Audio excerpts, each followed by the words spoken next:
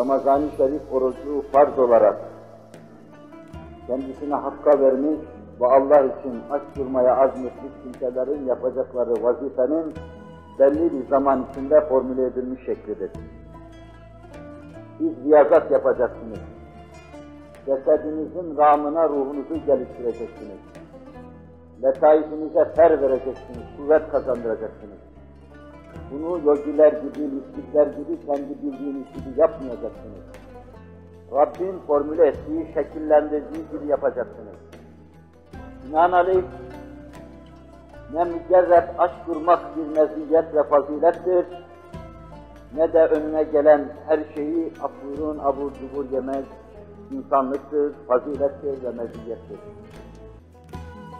Yerinde riyazat yapacaksın fakat yaptığın şeyi Rabbin emirleri dairesi içinde yapacaksın. Onun içindir ki yogi 60 sene aç dursa, susuz dursa, 6 ay ağzına bir şey koymasa, Allah indinde fazilet ve meziyet adına bir adım ileri atmaz. Mümin akşam yer, sahurda yer.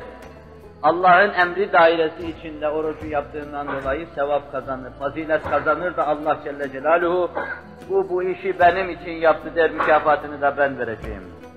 Israrla üzerinde durdum, defterlerin cidarlarını, kapaklarını çatlatacak bir meziyet, bir fazilet.